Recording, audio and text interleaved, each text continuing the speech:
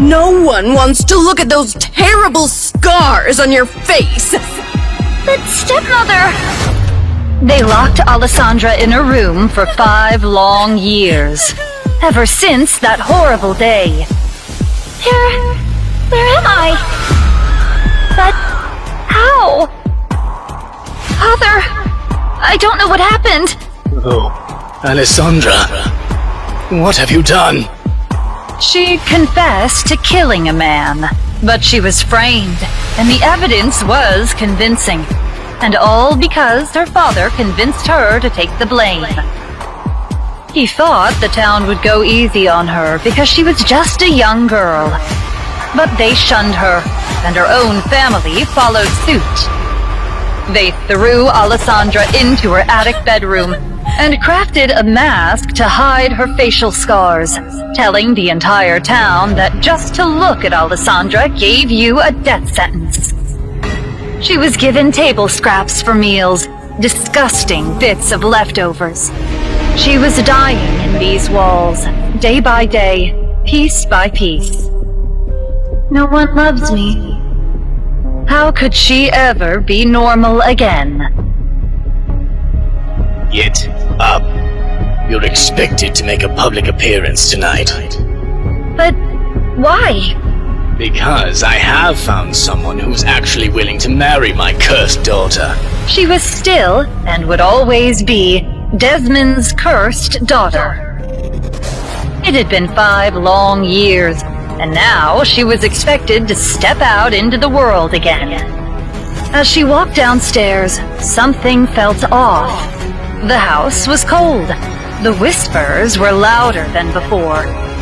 Is she really coming down like that? Don't look at her too long. The curse is real. They all thought she was cursed, a monster. She didn't need their pity. She didn't need their fear. But she could feel it, all around her. The curse, the mask, everything she had lost. It was all coming for her again. Alessandra stood outside the study. She didn't mean to eavesdrop, but the voices were too close. We have to make her presentable. William Lancaster will be here soon. Presentable? She's a curse. No man would marry her if it weren't for the money. Still, she's useful. She'll bring in a dowry. As long as we can keep the lie going. What lie? That she's not the reason everything went to hell? I've kept her locked away for 5 years. She's still not good enough for anything more than this. But once this is over, we'll be rid of her. Yes. She'll just be another piece of his collection. His collection? What does that mean? Suddenly, she took a wrong step, and a board under her feet made a loud creaking sound. Who is it? But when they opened the door, they found no one out there. Alessandra had already made her escape. What was going to happen? Was her life in danger? Her family kept plotting, scheming. But who was William Lancaster? She needed answers, so she turned to the servants. She found Mario, the cook, in the kitchen. Mario? Who is William Lancaster? You don't want to know about him, Miss Alessandra. I do. I need to know. He's a wealthy merchant. Comes around now and then, makes deals with your father. But he's more than just business. He's got other interests. Other interests? There's been talk, whispers, girls disappearing from town, disappearing without a trace. Something Lancaster's involved, though no one dares say it aloud. Alessandra's blood ran cold. Disappearing girls. Why doesn't anyone say anything? Not afraid. Afraid of him and your father. Well, he's in debt to Lancaster. Doesn't want to make waves. Her heart pounded. Alessandra left the kitchen quickly, her thoughts swirling. Lancaster was dangerous. And her family? They were just as guilty, using him to line their pockets. But she would find out the truth, and she wouldn't let them get away with it. Are there even more secrets that her family is hiding? Her stepsister Kate was getting back soon. Will she change anything for Alessandra, for better or worse? Tonight is a special night. Kate's back, and we're going to celebrate her future. Here she is now. Kate walked into the room, her presence filling the space like a storm. It's so good to be home. And look, you're still here, hiding behind that ridiculous mask. How's the curse, Alessandra? Still making everyone who looks at you drop dead? Alessandra's heart twisted, but she didn't let it show. Her family had always thrived on cruelty. Why should tonight be any different? I'm about to marry a duke. Maybe you should learn from me. Get yourself a rich husband, even if you have to marry a stranger. You're all so pathetic. I'll never be like her. Locked away, worthless. At least I'll make something of myself. Kate's right. A marriage to a duke will set us up for life. Well, he'll be at the party. You can all then call me the future Duchess Collins. The Duke. She had heard his name before. Everyone had. He was the most eligible bachelor in town. And who knows, if Father gets really desperate, he can always marry you off to William Lancaster. William Lancaster, the same one who was rumored to be tied to the disappearances. Would her father really marry her off to a merciless killer, all to get out of debt? No, it was time for a change. That night, she snuck out of the castle. She didn't care that it was forbidden to go out. She needed freedom. She didn't expect to run into anyone, at least not him. Lost, lady? Alessandra froze. She turned sharply to find a tall figure standing just out of reach of the shadows. She couldn't make out all his features, but he had a presence. Strong, commanding. I'm not lost. Just taking a walk. A midnight stroll? Not afraid of being seen, then? I don't see why I should be. Not everyone agrees. I've heard interesting things about you. And what have you heard? I hear you've been cursed. That just looking at you brings misfortune. I don't believe in curses. Of course you don't. But that doesn't stop others from believing. I've heard some say that just one glance at you is enough to doom a man. Alessandra felt a familiar burn of anger rise in her chest. She turned on her heel, starting to walk away. Running out so soon? Afraid I might be right. She didn't look back. You don't know anything about me. I think we both know that's true. But perhaps we're not so different after all, are we? Alessandra hurried into the shadows, desperate to escape this encounter. But his words lingered, gnawing at her. This man had no idea what she had endured over the years. And worse, no one but Alessandra knew how she really got her scars. At midnight, back in bed, Alessandra awoke with her heart racing. She could hear the faint creak of the floorboards. 2 sets of footsteps. Slowly, her eyes cracked open. She could see the shadowy outline of her father next to William Lancaster. She's still asleep. You may have a look. I trust you'll be pleased with what you see. A jolt of panic surged through Alessandra. She wanted to move, to jump up and demand to know what was happening. But she couldn't. Not yet. She squeezed her eyes shut tightly, hoping they'd think her asleep, hoping the darkness would conceal her fear. From the corner of her eye, she saw William Lancaster take a step forward, his gaze intense. She's quite a sight. It's hard to believe this is the same girl the town whispers about.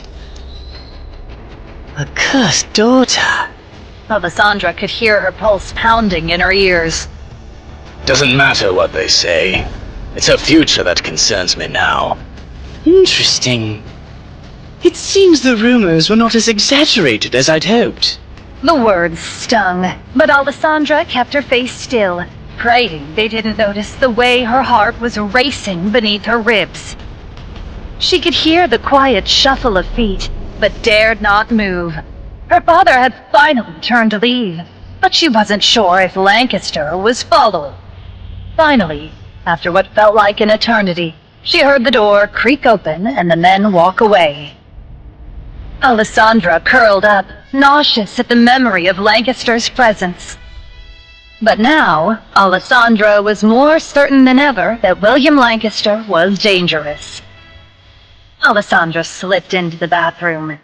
In the mirror, she stared at the scars across her face, a constant reminder of the pain she'd endured. Later that night, Alessandra tossed and turned. Her dreams were haunting. She dreamed of a python, no, a basilisk, lying in wait in her bedroom, ready to attack. In her dream, she thought showing her face would ward off the monster. But she should have known, some monsters cannot be killed.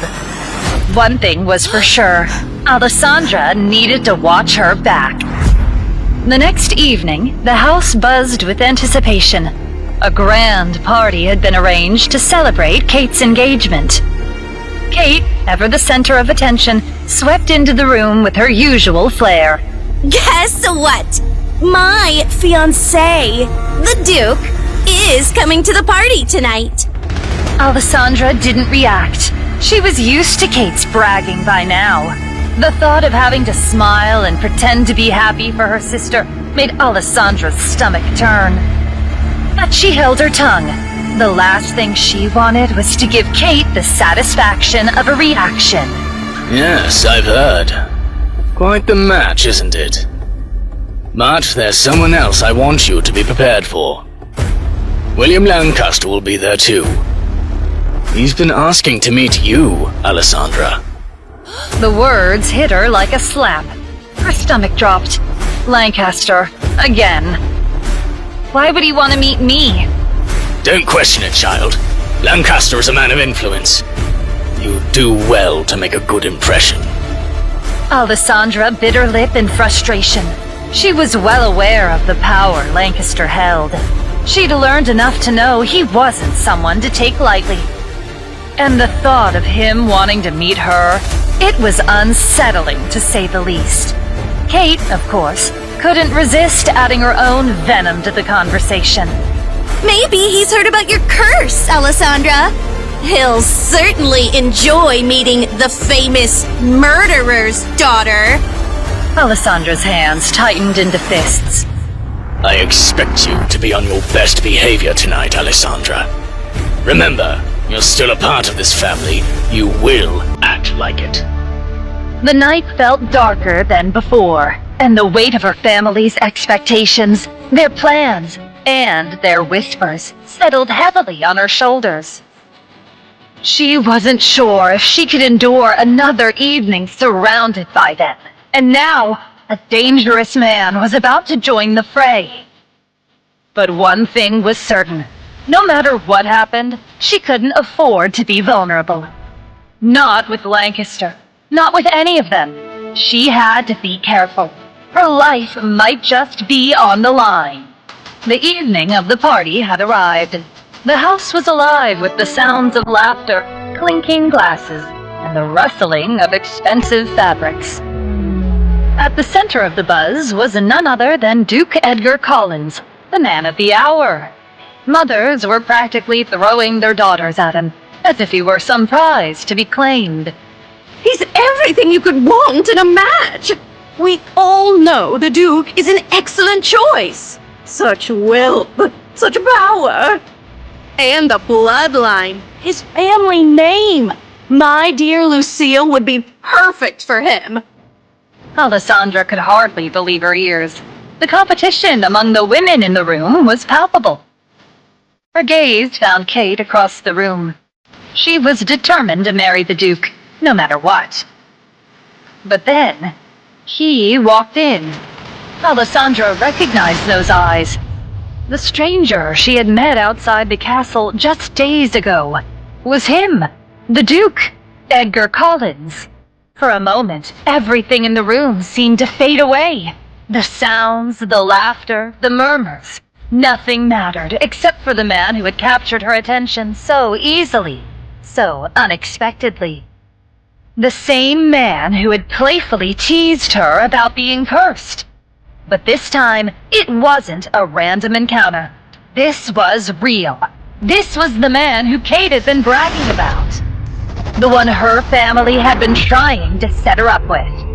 The man they were all drooling over. And she had already spoken to him. That's her! The cursed one! Did you hear? She killed someone! She hasn't been seen in 5 years. What's she even doing here? Alessandra's heart pounded in her chest. The room was suddenly too small, too stifling. Suddenly, she felt overwhelmed by all the whispers that had started the moment she stepped into the room. Alessandra gripped her drink tighter, the one her sister had put in her hand. Was something wrong with her drink? Her vision blurred.